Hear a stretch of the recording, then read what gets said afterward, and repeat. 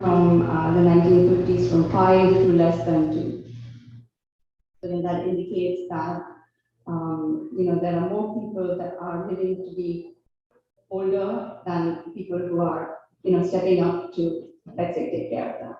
So the UN published a report recently on this subject. Pew Research also has provided statistics on this. So between 2020 and 2100, so that is in the next 80 years, the number of people aged 80 and older is expected to increase from 146 million to 881 million. So we can imagine that there's going to be a population of people steadily in their older age, right? And then the life expectancy by the year 2050 is globally more than 77. So in the US, I think 78 point something. So people are going to be living a lot longer. And the other projection is that starting in 2073, so again about 70, 80 years from now, there's going to be more people aged 65 than people under 15. So again, that goes with that fertility rate of people having less children. And so, as the population ages, there's not only people younger who are going to be there around to do this job of caregiving, right? Another interesting statistic is the world population, and so far we've been number 2. And as soon as 2023, which is next year, we are all set to overcome China's population.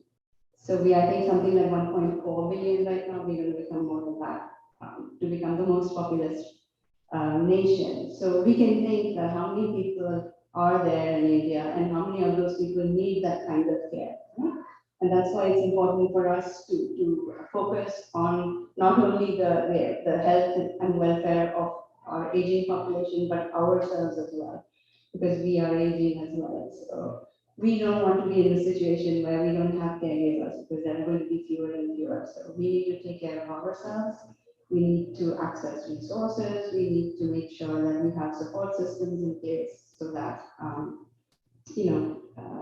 we are not left with being alone. So the next thing I was going to talk about is lifestyle trends. So how did this become such an issue? Right? Why is it that suddenly we're finding that there aren't enough people to take care of us and our elder people? The problem is with urbanization. So people moved away from the rural areas to the urban cities, right, in search of education and in search of jobs. And so when you do that, typically you leave behind the older folk. So when you step out to another country or to the city, you're leaving behind your loved ones who are not as mobile in the villages or in the towns when you step out. And we have gone a step further, and it's not just from a rural area to an urban area. We have come, across oceans to another country. Right? So that's so when we come that far, we are not able to provide that social support that people need. And the other thing with urbanization is that people don't have big enough homes to have extended families, right? So even if it's within India, let's say you move from a rural area to a big city like Delhi or Bombay, the cost of living is so high that you don't have big enough houses to have extended families with you. So they are, naturally left behind. Another aspect of this is the breakdown of the multi-generational family system. So if we all can remember, probably going down to our ancestral, places where everybody would be there together. So I remember for myself when I went to every summer when we went from Delhi to our,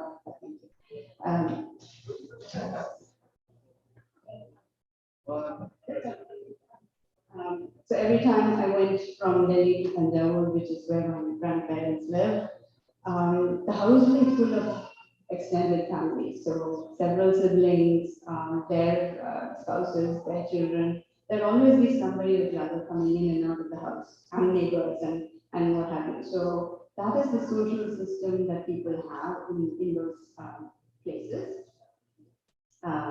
Whereas, when you move, you lose that kind of social structure. So with the breaking down of that multi-generational, the next one. The next one, yeah. Okay. The next one? Yeah, we're on the next one. Okay. You just tell us. Okay, sure.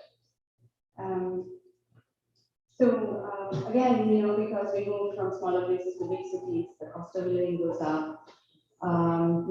It used to be that just one person in the family used to go out and work, and the other person used to be there to do the caregiving activities of the family. And with the increase in cost of living, women in the household have to step up and take up jobs, and so they are not there at home providing that kind of caregiving service. Another thing that in the literature is talked about Western values of individualization, right? So you spend more time thinking about yourself and your immediate family, and you kind of divest yourself from the rest of the extended family. So that's something to think about. It's not a major point I wanted to label on here. So in the Indian context, another trend is that there aren't as many governmental agencies providing services for the elderly. Like over here, we have a lot more, either that there is, Medicare for health, or there are assisted living places that are maybe subsidized. There are senior centers. There are a lot of health aids that are, we can access them through various agencies. So that kind of governmental support is not there in India. So you generally have to rely on whoever has access, who has the means. Those are the people who can access care. And the last point I wanted to say that gerontology, which is the study of aging populations, that really is not as well developed in India. It is still something that people are focusing on now. So also, as probably you might also know, that the medical profession in India don't like to be questioned. They kind of want to come across as, I know what I'm doing, and I don't want you to come with your Western ideas and values and ask questions. Right? I have had that pushback myself, that when you go from here and say, did you do this test, or why are you doing this test, and what is it showing, they don't like it. So, that's, and we have to keep that in mind when we're providing this caregiving from here. We have to remember that we can think of all these things that we have access to here, and we can suggest all these things, but it may not be available in India, or they may not want it. So we just have to step back and say, okay, they have to handle it the way that is culturally appropriate there in India. So that's something to remember. All right, one slide. Culture of caregiving. So what really is a culture of caregiving in India for elders? So the norms are that either you can put people in institutions, or you can take care of them within the families. And either the majority of people want to take care of them within the family. It's something, first of all, institutions are not as developed as in Western countries. And so the preference is for people to say, let's try and keep them in the house and find the best way to take care of them. Right? There's a huge social stigma. So, they went and left their parent in this old age home. Right? Old age home is really a bad word in India. So you don't want extended family members, you don't want neighbors coming and saying they left their parent in the home. So that's something to think about, that even if we have choices, let's say they're decent places, we really have to talk to people to convince them that this is the best option for them. Sometimes we have to make those tough decisions of doing that. So caregiving in India is also considered, I think not only India, but globally, it's largely what we call gender work. So mostly women are involved in this activity, right? So whether it's preparing the meals for the loved one, or whether it's being there at home, whether taking them to appointments, to a large extent, it is the woman who's stepping up and doing that. And so we have to think of the specific stressors that women go through while doing this caregiving. It takes huge toll on their physical health sometimes, huge toll on their emotional and mental health. So they need support, and we need to kind of recognize them that they're doing this activity without being told a lot of times, right? You just step up and do it because there's nobody else around to do it.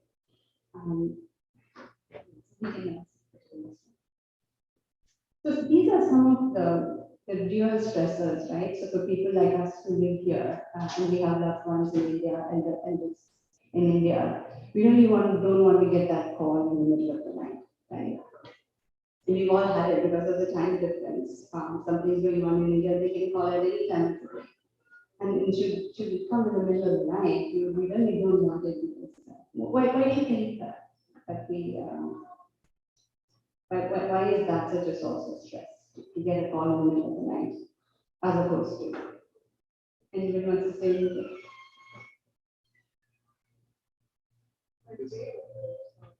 It's real there, yes.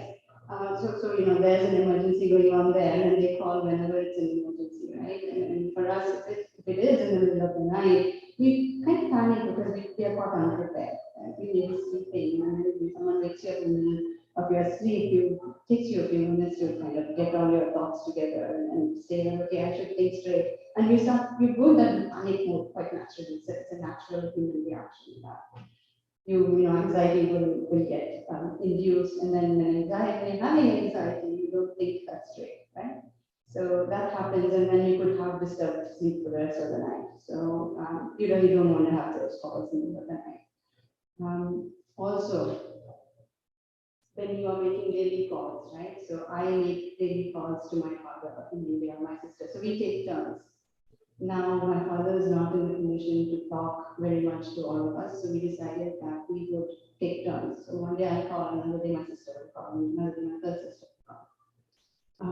But when you make those calls, it just kind of reminds you that you're not there with them, right? You hear what's going on there.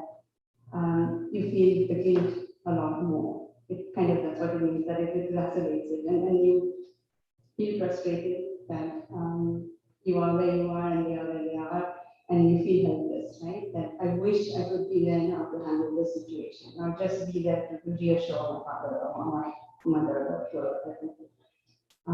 So that happens with the daily calling.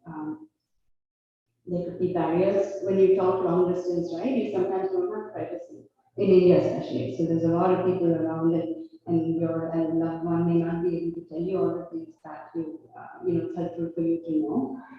You also can't see them if it's just an audio call. You can't see what's going on in their face or how they are. Those nonverbal clues of can they walk, are they sitting, what's going on. You can't see those things. So that causes a barrier in the communication. So there may be information loss. We also don't like to have talks about eventualities, when that happens. So can we prepare for it? Do you have does your parent or an older person you care for? Have they put things in place? Have they taken care of their finances? Who is going to step up and take care of their bank accounts? Who is doing that on a regular basis while they're there and you are here? So those kind of things, not everybody has those conversations, but I think it's very important to have them because it just helps not only us when that eventuality happens and then the person passes, but it helps that person over there to know how much money they have to spend on services. Okay? So that's important to kind of bring up those uncomfortable topics of discussion. And sometimes people who are, let's say like I have one sister in India who's closer and she visits as often as she can because of the distance. And the other two daughters are outside the country, so not everybody has the same information. So when we call, we get some information, and my sister in India calls, she gets some information. So not necessarily that the person who is there locally will have all the information. So the important thing here, point I want to make, is to have that communication between yourselves. So the caregivers that are dispersed have that, conversation to share the information. So everybody is aware of what's going on. Sometimes there's willful withholding, so sometimes people don't tell you what's going on. And a lot of times we do that too. So something's going on with us, we don't share it with our loved ones because we know they're worried. So you don't know what really is going on. So that also happens, and then you get to know later, so then you tend to at that time. And sometimes there's not an agreement that whether somebody, we should know about something or not.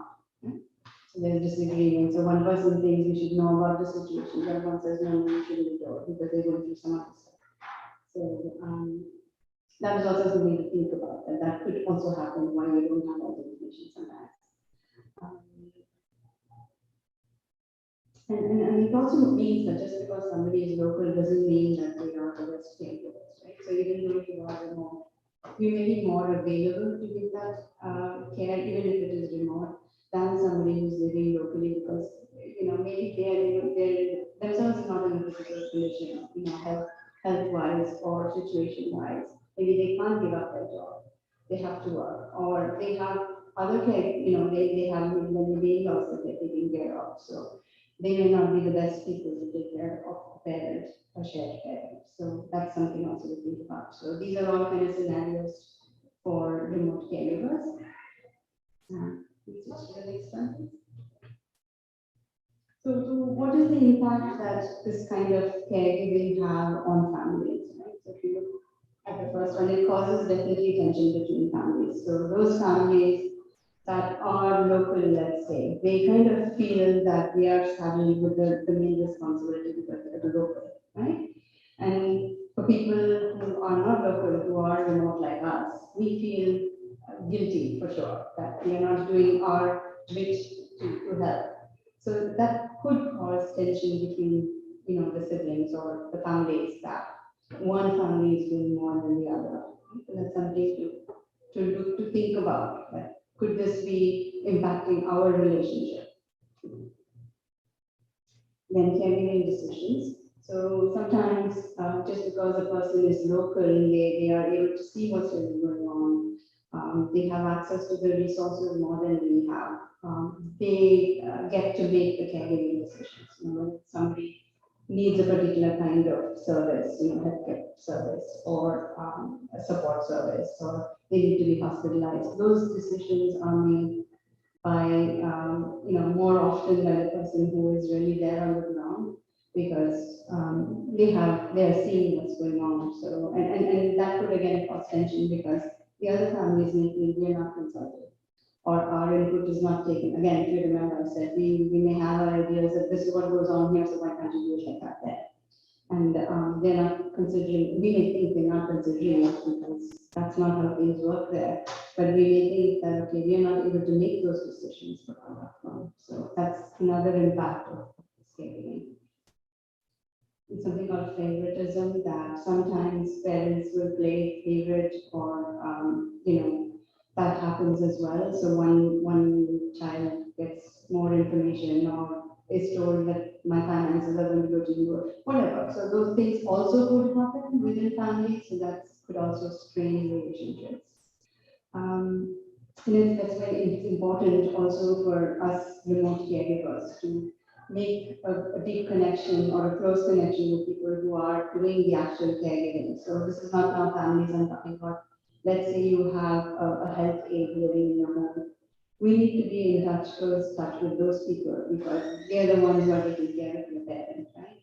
And so you have to let them know who you are, and that you are invested in this caregiving activity, even though you're not there. Also, people who that has to visit. So you're not living in India, you're making regular visits as and when you can. Your parent might be living with another sibling, or in an agency, or in a home. So when we go, where do we stay? We don't have access to where we are staying, right? Or if we are staying with a sibling and you end up also staying here, kind of complicates issues. So and that's also a challenge sometimes. So that's something to think about. And as far as family resentment, this is about our own families, right? So we are could be preoccupied with this activity of caregiving. They may feel that my father or my mother is not there for me. They're constantly thinking about their parents in India. They want you to make trips every time a holiday comes up. We want to go to India. The expense that is involved in making those trips frequently. So you make those trips, you don't have money for a holiday, let's say, or to buy something. You know, um, it just causes resentment sometimes, or even between spouses, that my spouse is not there for me, they're only there for their loved ones. So that's what happens with that's some of the impacts. And I'm going to personalize it a little bit more and talk about what happened that I observed. And it's not just me, I have observed it, among my friends, my family, people around my age, who all are going through this issue in some shape or form.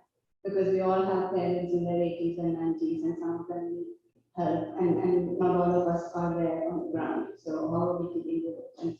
And so I can share that there is this huge stigma, right? So I had three aunts that they didn't have any, they didn't have children, they didn't have anybody to say, I'm going to take care of you. So they had to be placed in assisted living places. And in India, they're not all up to par, right? So they really didn't make it. I'm sorry to say that they stayed there a few months and all three of them passed away.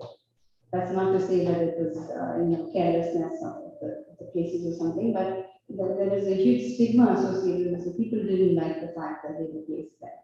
Um, what do you do when push comes to shove? You don't have anybody, you have to make those decisions to place them in places. At least there is supervision for some things. So that is one thing. My own father has a sense of abandonment. So he thinks I have three children and I'm feeling abandoned because none of them are able to come and live with me. So, he was not, he was a fiercely independent person. So for the longest time till he was like, he wanted to live by himself. He didn't want to move to any, even within the city of where one of his daughters lives. But when he developed Parkinson's and slowly started, restricting his mobility, he realized that he needed help. And none of his three daughters are able to leave their own families and go. We've talked about this, my husband and I have discussed this many times pretty seriously, that should we make a decision to go now? And it's not an easy decision. We have children here, we have jobs here. And we're not that young to make that kind of move after 30, 35 years of living, to go live in India. So we haven't yet made that decision, but all that to say that my father does feel abandoned. He understands it, but that doesn't take away the feeling of, my children are not there with me. So then I was going to talk about the institutional standards, right? So as I said, there are not very many assisted living places or homes as we have over here. So here you have senior living, and then you have assisted living places, you have memory care. So depending on the level of help that you need, you have all the services, you have home health aides from reputed accredited agencies. All that is not that well developed in India, or because I think people didn't use these services, right? We were all taking care of our elders within the extended family system. And so and there's no governmental support, at least not to that extent as we have here. So those institutions are really not very well run. So some of them, the management and the cleanliness, the professionalism is just not there. Also, they may be located outside the city. So, just to take an example of Chennai, my father lives in the heart of Chennai, and most of these places that may be good are outside the city limits. And nobody wants to go live that far because you don't know those areas, and it's also very costly. So we are paying through our nose for services for him, which we feel that he needs to have. And so so you rely on agencies. So there are a lot of agencies that are mushroomed.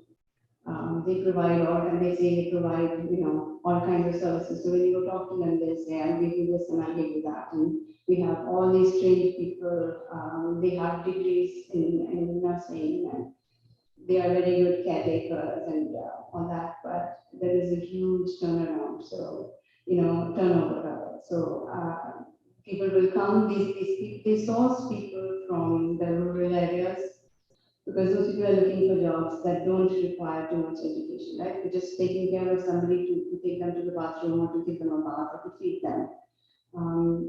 You don't need a degree for that, right? You're not doing any kind of real nursing. They say they have nursing degrees and certifications, but if you really look at it, they haven't had anything close to what would be considered an accredited certification here in the US. But in India, that you don't need as many licenses and certifications. So they hire these people who come from the villages. A lot of them want to just go back after making some money. So they come, they make money, they move on, or they may get some other job that seems more lucrative, seems easy. They're not quite cut out for this kind of caregiving, which is very stressful. I mean, it requires a certain kind of personality that, not everybody has. So that happens. So all that to say, they're not as well trained.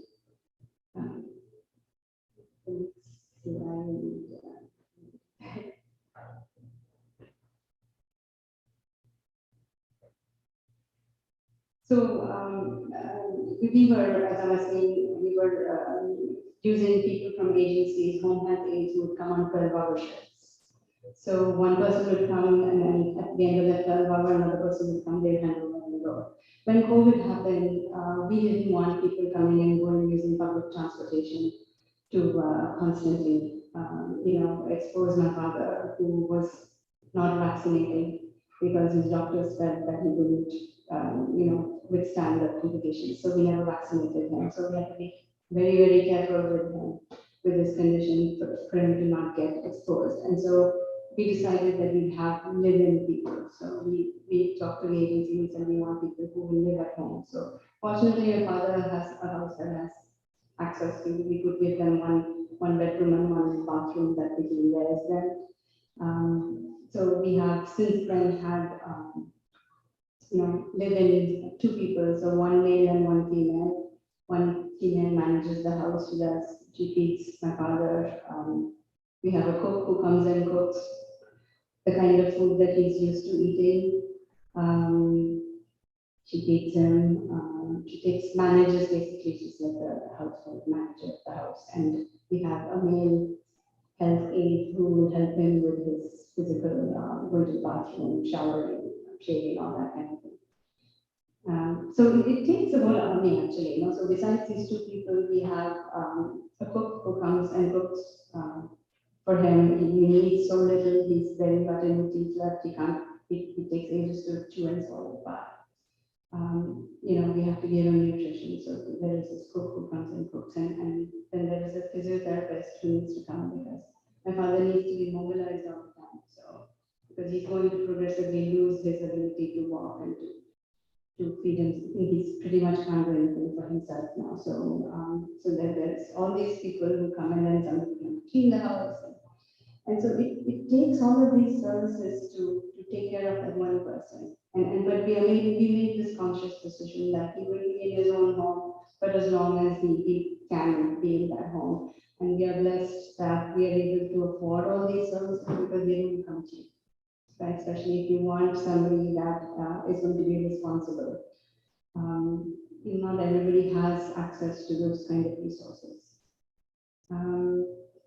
So there's a huge turnover. So they come, they stay a few months, and then my father gets used to them, he gets close to them emotionally, and then they leave. So that thing happens over and over and over. And a few years ago, it was quite an issue. Now he's not even in a stage to respond as much. So it's become a little, he just puts up with the unfortunately. And the other thing with the people who come from these agencies is that they're not all strong, right? If you look at these women, especially the women, they are so emasculated. come from the villages where probably they haven't had proper nutrition. They're puny little girls that don't have the strength to handle, an elderly person to make sure that they don't fall. So that's another thing that I have noticed, that most of them are like that. Or the male people are kind of, not all of them are strong. Even the males, sometimes they send young boys, very young, immature boys. So that's something that I have gone through. And the male home health aides are very few and far between. So there are many more women who are willing to do this kind of work because it's not very well paid, right? So people don't want to do this kind of work, and especially for males who are maybe breadwinners in their family, they just can't subsist on doing this kind of work. So there are very few males who are available. Unfortunately, they're not also the most reliable. So you have to be careful with hiring somebody, a male who is going to be in your home, to make sure that they are going to be trustworthy. That's something big one that brings me to elder abuse. So we hear sometimes horrible cases of what happens with elders with neglect, and that's the reason we keep a very close eye on what's going on in the house. So we don't want them to be neglected. We don't want them to be abused. We don't want them to not have not being taken care of in the way that we want them to be taken care of. So that's something to think about. And so what some families have done is to distribute the responsibility within, if you're lucky enough to have 2 or 3 siblings that are all caregivers, let's say. So you distribute that amongst yourself. So you go and if the parent is in Mumbai, you say, okay, I'll spend 2 months there, and then you go on a rotation and spend 2 months, and then third sibling will come and spend 2 months. So I have seen that, and sometimes I have myself done that we take turns to go and stay there.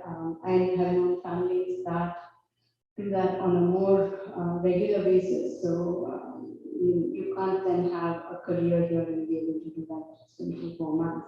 So I have known people who have made those choices of I am not going to be working full time because this is more important to me. I have to do this.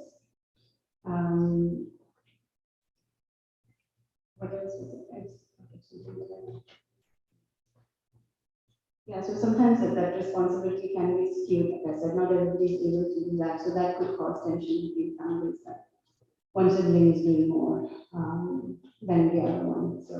So in my family's case, my sister who lives in Bangalore goes very often. So she bears the lion's share of the caregiving because she's local. She also works for, she has a trust that has to do with healthcare, and so she has access to medical professionals. She has access to the hospitals. So, she is the one who is called for everything. Even though we say, you can call us as well, we're on WhatsApp, call us any time of the day. The caregivers, the health aides are not calling us. They're not calling my sister, they're not calling you, they're calling my sister, and she's the one who is there, same time frame and able to respond. But we do that to the extent that she doesn't want to leave the country to go visit her daughter who's in Europe because she feels that any time she may be needed. So she feels that responsibility very keenly. And so sometimes what I do is I go and stay in India and say, okay, you take your break, you go without worrying. So, or if she herself has health issues or her family needs her more, we do that. So it's important to have that kind of a relationship developed between siblings and spouses, for that matter. So how should we support these caregivers, right? Whether it's a sibling or whether it's the person who's actually in their house or home health aide. A lot of times they are not recognized, right? So we just say that okay, we're paying them and this is their job, they have to do it. But I think it goes a long way if you kind of recognize the work that they're doing. So we make it a point of talking to the lady living or the male health aide who's there to say what's going on. You tell me, what are you observing? How are you doing? What's going on in your life? Because they all have families. And since they are living, they have left their families and come. So you are stuck to them. We are trying to help them with whatever their family needs are as well. But it goes a long way to kind of support them and to recognize that they are doing, a huge service to us. And also like I said, these people are not nurses, right? So they don't know in a crisis, they don't know how to handle things. But you can kind of help them be trained enough to know when is it necessary to take your parent to a hospital. So again, going back to my father, he has this condition called hypotension, where sometimes postural hypotension. So when he gets up suddenly, his blood pressure drops, and so he will lose consciousness. And so it's not initially when it happened once or twice, we thought he's having a stroke or it's something serious, and we have taken him to the hospital. But then the doctors explained to us that this is what it is, and we give him some fluids and give him some salt to revive him. So now they know. So things like this. If those aides know that when is it necessary to take the person to a crisis. Again, those crisis services are not as prompt as in the Western countries, just calling 911 and something. Sometimes just looking at the traffic, you see these ambulances trying to give their way and say, oh God, who's waiting for this ambulance, but it's not going to get there in time. So just helping them know when is it a good time for them to take your family to your parent to a hospital is helpful. It also helps, just helping the caregiver prevent burnout. So this is a highly stressful job, for anybody. And these people are living day in and day out doing this with patients and bearing the brunt of all of that. And so we need to kind of make sure that they get their breaks, they get their supports so that they don't burn out of this and just leave the job, right? And of course, we care for their health as well. So also, you need to prepare them for loss. So not only for us, these are the people who are actually spending time with them, and we have to prepare them for the loss as much as we have to prepare ourselves for the loss. So for us also to be able to see that parent debilitating slowly, we need to have those conversations even among our siblings that simple decisions of when there is a crisis, when it looks like you may be needing to come, do you want to come? I had that conversation with my sister last time. She said, in the eventuality when Napa passes, should we wait for you to come? And I said, yes, absolutely, we wait for you to come. So it's important to have those conversations because when that eventuality happens, you're not going to be in a frame of mind to say, I'm going to ask my sibling, these important questions. So that's important. Also, physical safety in the house. So in India, there's a lot of water spillage, especially in the bathroom. So a lot of the falls happen in the bathroom because the showering happens in a different way, as we all know. So we have to be careful to not only just approach the house, but to also make sure that the caretakers are not neglecting, right? So not leaving a parent and moving away somewhere where they're not within eyesight. So we told our living that at all times one of you must have eyes on the father. Because sometimes he could get up without knowing, or he could, turn on the bed and fall off, or whatever might happen. So you have to always prepare them for that. And as I said earlier, deciding who's going to take care of finances. So, when the parents are no more in a situation to do that themselves. So the person in my family is again my older sister who, because she's local, the other two sisters are NRIs, we are not even allowed to handle my father's finances. So we take those decisions jointly, but she does all the work. So she's completely managing his bank accounts, making payments, paying the taxes, all on top of whatever she does. So that is something. And sometimes we also need to have conversations with our siblings to say who's bearing the responsibility of these services that we provide, how do we share it so that it's equitable. So those conversations need to happen. Like I said, it's important to have rules and advance directives so people know that you don't put the blame on somebody making that decision. You know what that loved one wanted. And also sorting through personal belongings. As and when it becomes every time I go there, I look at some of the things and say, okay, I have time now, I'm sitting here. Let me look at some of the things and we go through the house and clean up things that are not needed. Those are some of the things that happen with remote caregiving, that the parent is no longer able to take care of things in the house, and you have to do these things. So the last slide is about suggestions. So the suggestion is to make as frequent trips as you can. And I know it's expensive, especially now, the fares have really gone up, but in the long run, it helps to deal with those feelings of guilt and shame that we didn't do enough. I think it's worth going as often as you can, and also to think of work, but if you can work now with everything being virtual. So when I went during COVID, I went a few times, and I was able to still support my clients from there because it became virtual. So that has kind of helped us in some ways to do that. Maintain close contact with local support. So not just the people who are providing care for your family, but extended family members. If you have cousins, if you have aunts and uncles, talk to them. Have them, encourage them to visit your parent because your parent is immobile. So we talk to all our aunts and uncles and cousins and say, once in a while just stop by, because that's all they want. They want to see familiar faces. So, and I have an aunt who doesn't have children who I make a point of every few days I call her from her, just making conversation with her, and she feels so happy just to hear my voice. So it's as simple as that, just tell people to call up your parent and talk to them on the phone if possible, just to say that I am thinking of you.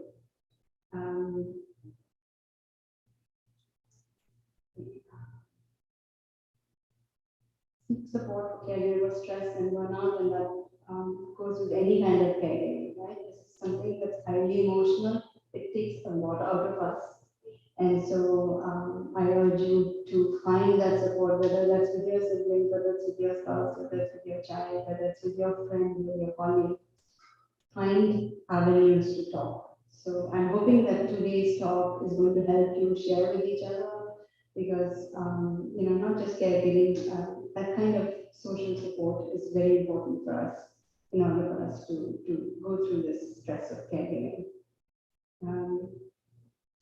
Communication, so that's, like I said, very important for my sisters and I to have constant communication with each other. So anything that comes up, we are sharing with each other. Decisions are made together. So keep that going. And also sometimes, again, with that caregiving stress, if somebody's feeling something more, you're able to talk it through. And be willing to be negotiable with your siblings. So can you come this month to stay because I have family law that I have to take care of. Can we take turns? So just be willing to, can you pay for this service this month because I have, so whatever that might be. And ask for help when required. So don't think that you have to do it on your own, because this is not something that you should be doing on your own. I'm going to use the should here. This is something that really is something that you need help with, and it's going to tell on your health, physical, emotional health at a later stage. There's a lot of burnout for chronic caregivers. So seek that help, seek a therapist, seek, this is a great place, a spiritual space for you to come and put out your worries and get some strength back when you go home. So use those things. So, that's pretty much, we talked a lot, but I wasn't thinking I was going to talk so much, but I hope this was helpful. It's got you to think about some things, and I'd love for you to talk among yourself or share with each other, comment, ask your questions. Please feel free to look at your neighbor and say whatever you want to say. Anyone want to share an experience or share something that they found helpful that they can help me? It's open to. Go ahead. So I went through the same situation with my dad and finally my dad. And one thing which helped us was, up to this privacy issues there too, but it helped a lot by having a couple of cameras on, just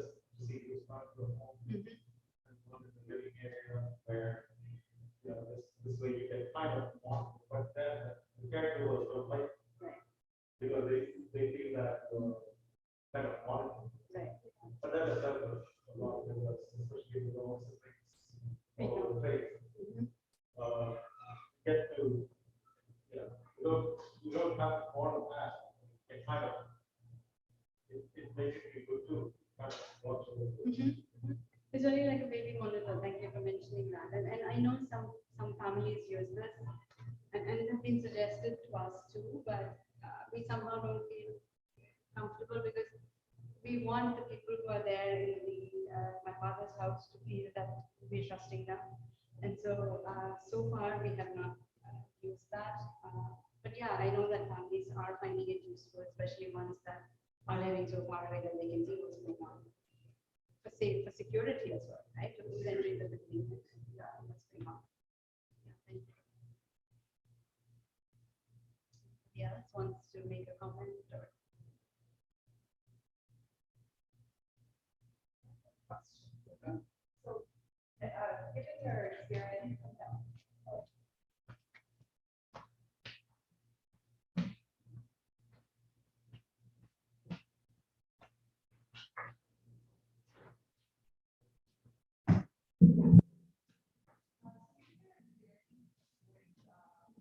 personally, and I'm sure your clients or friends are going through the same thing. What do you see?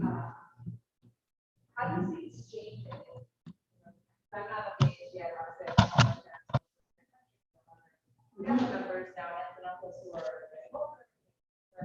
So, 10, 15 years, what trends can you kind of envision? Positive, or negative, like you want to move even further away. What are you foreseeing, given your closest to Yeah, that is a great question. So not only does this make us think of ourselves, right? So what are we doing so we don't end up in this situation where we have to rely on us and all of us make jokes that we don't want to use so that we don't have to take care of us. So that's that. But one thing that I am noticing in India is that people are living in these senior homes actually, people, these communities that have mushroomed in and around Tamil Nadu. But there are these places in Mysore, Pondicherry that you can buy a home there, a villa, and you have services where you are provided with food. There's a community kitchen. You don't have to cook. If you want, you can cook. There's a small kitchen, so you can cook in your home as well. But you can go live there, everything is taken care of. People are generally around the same age, so there is community. There are planned activities going on. People who have moved there actually love it. So I have friends who have purchased homes for their, they purchased a place and then they moved their parents there, and they would go and spend months with them, but when they were not there, they knew that at least they were in a community. And they had friends of their age, they had planned activities, food was not an issue. So I know that people around my age are thinking of investing in those kind of properties that, when they're able, but those are not places where it's not necessarily. So I don't know the healthcare is not that good. So you won't, you can have a healthy income and live like my father right now, but if you need more than that, I think again, because these are in the suburbs in some cases and access to healthcare is still being developed, I think. But it's the rate at which they're mushrooming, and people are buying these places. I think it will develop. And people love those places like that. What else am I seeing? I don't know. I'm hoping. So the other thing is there's a lot of agencies that are mushrooms, right? So these people providing healthcare services, that's a huge industry now. So I'm hoping that there is some kind of certification or oversight or accreditation for hiring people. That would be a good thing because I'm really been disappointed with some of these agencies and the people that they provide. But just judging by the sheer number of agencies that are there, I think that's going to improve. The other thing that I noticed was a Jerry Care hospital. So that the city person apologized. So we tried to have connect with them, and they said they have the long list of things, and we do this.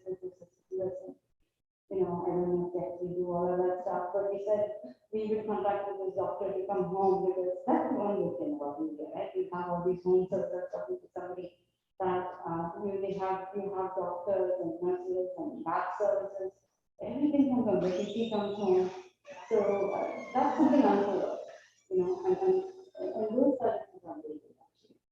So the lab services that come even for COVID, every time I went for the RT-PCR to come back, they come home. I didn't have to go stand looking there.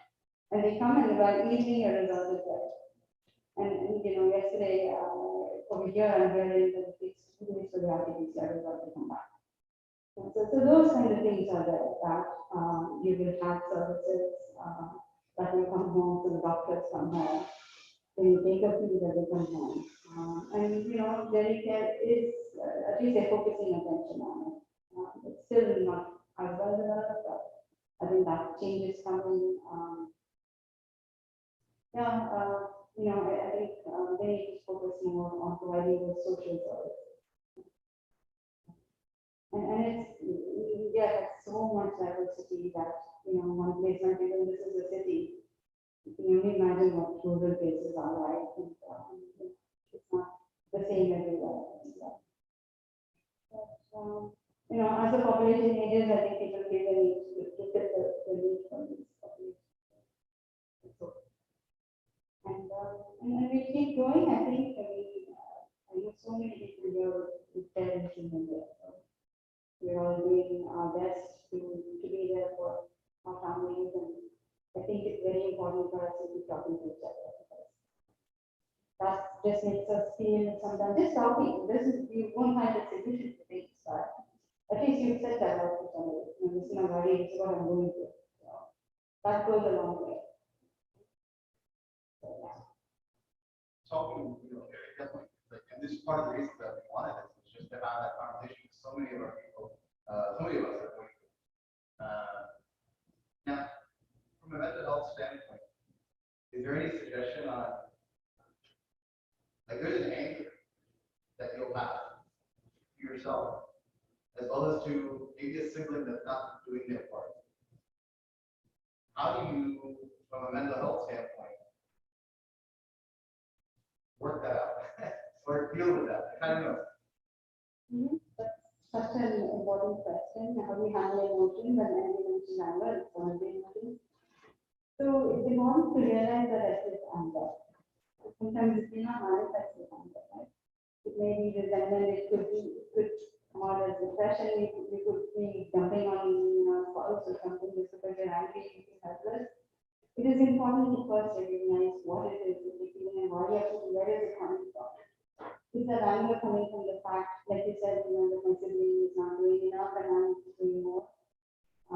Have tried to develop communication with that person, right?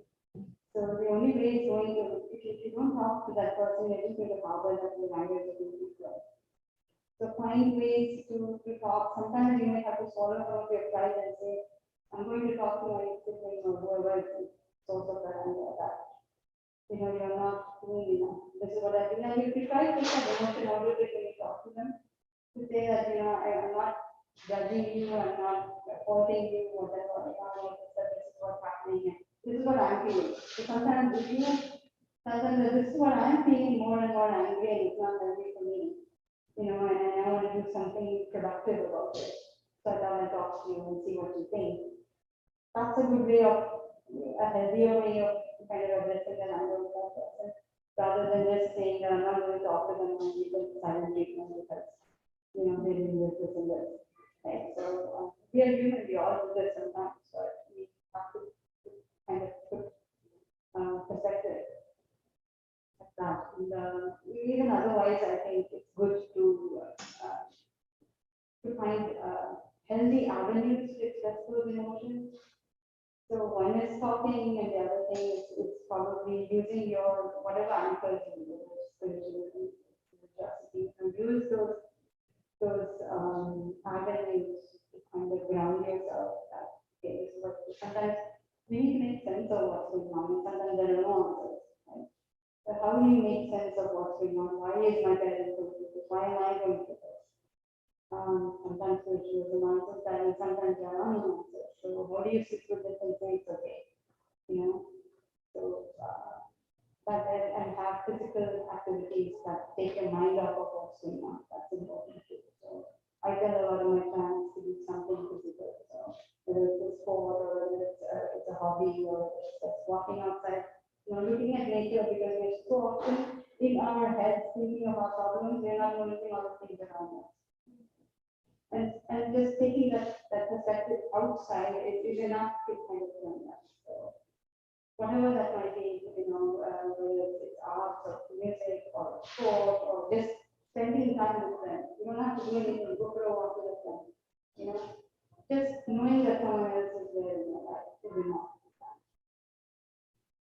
So I don't know, I hope that answers your question. It's not an easy question. And I think Good the to answer be is, and yeah. Caregivers who have public service caregivers is very important. Mhm.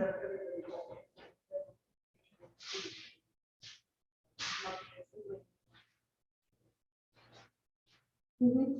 Yeah, no, it's very important, and we're lucky enough to have one person in India, right? Like I said, she does this line share at the work, but, we are very lucky that she's there, really, and we try to support her. So a lot of times, all it takes is to acknowledge that she's doing that work. And she feels a little bit, she feels it a lot more because she's seeing it a lot. And so we have to be there to support her. Let her know that we appreciate it and we are there for her. She can talk to us.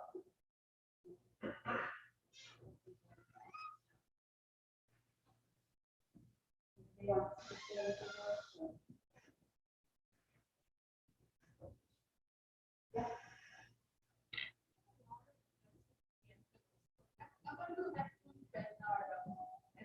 Parents, they are able to talk and communicate. Mm-hmm. But at a point when they are mobile, if the person is having like that source of right that way, but they will not know whether this is going. How do we get, and it's hard to trust. Talking is fine. In those situations, I would be best way to kind of like trust that person so truthfully. Always talking. Everything is fine. The trigger point of there to take to the doctor is not that really clear. That's not really clear based on the trust factor. And I think that's very crucial because the trust factor who you have in the house here and especially your parents who is so much experience in that place, you don't know what's going on. So the trust is a very important factor in who is in the house with your father, right? So that's why sometimes people you hire may lack some skills, but if they are trustworthy, we know that they know the family of the parents, so we know that the person who is the lady who is we trust her in this. So if you have one person in the house, like I said, the male has given seen and nurse. There are several who didn't work out, one doing their job. And this other girl is the one who's saying, okay, this one didn't give him the medication in the night, so his body came in the morning. He didn't change him with having something there. So if you don't know those things, you need to have that one person to trust. So the other thing you can do is have, video calls. So, after a while, we were doing audio calls first, and then we started having video calls so that you could see his face. And, you could see a little bit of what else is doing. And he also feels that he's seen us, right? That's another way. And another thing is to have people spot check. So these agencies will send someone to spot check. So they come in and do a visit, and then there's usually a supervisor who's responsible. So when the day goes and another one comes, that's the person who you're saying, okay, we need somebody now, and these are the criteria. So that person is the one who makes usually a spot visit to come and see what's happening in the house and if there's any complaints, and also whether the caregivers themselves need help. Because you can have, like I said, extended family members drop in and talk to them and notice things. So, that's what it is. But if we are lucky enough to have family around, to have them either call on the phone or drop in. So you get a picture from somebody that hasn't seen them for a while, and when the last time I went, I saw this time I went, I didn't see this or I saw this. And so you have that external information. But it is all related to the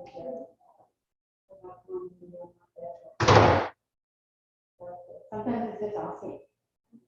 And not everybody has their own thing. So it's not like a cousin is just going to call up on their own. Right?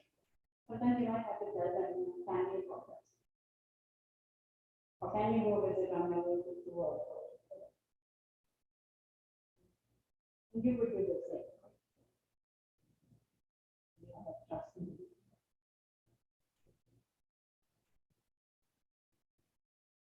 Any other questions? Any closing remarks? And you know, take care of yourselves. You know, this is hard work that we are all doing.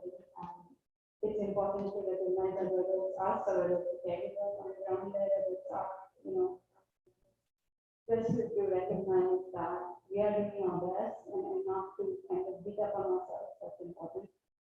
That whatever might come up for us, the helplessness or the feeling that, you know, feeling guilty, I didn't get the girls to go live in India, or I left my parents there, whatever. Those things will, you know, occasionally come up, but find a place to vent those feelings or talk to them or find support for them. I think that's important. So that we maintain our own best way we can. And then we make arrangements for our own care, so be smart about it. So thank you so much. Do you mind if I were to give the contact info to the parish? If anyone needs to talk to you privately? Okay, so I'll be sending that out to the parish. If anyone needs to talk to Sudha, it would be wonderful having that resource. So what I wanted to do was just close with a prayer for all of our elder care and all those who are sick. So if everyone can stand, we'll do it.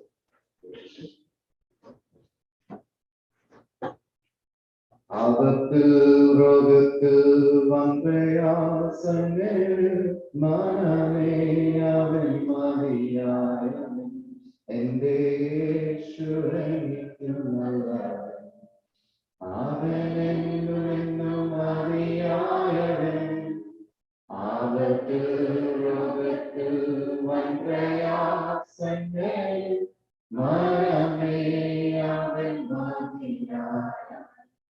O Heavenly Father, physician of our souls and bodies, who have sent your only begotten Son, our Lord Jesus Christ, to heal every sickness and infirmity, visit and heal also your servants, our elders, from all sickness of soul and body through the grace of your Christ. Grant them patience in sickness, strength of body and spirit, recovery of health. For you, O Lord, have taught us through your word to pray for each other, that we may be healed. Therefore we pray to heal all those who are sick, and grant them the gift of complete health. For you are the source of healing, and to you we give glory to the Father, and to the Son, and to the Holy Spirit, true God. Amen. Thank you for joining, and again, thank you, Dr. Sudha Nagarajan. We are so thankful for your services. Thank you all for joining, and thank those who are on the live stream. Have a good day.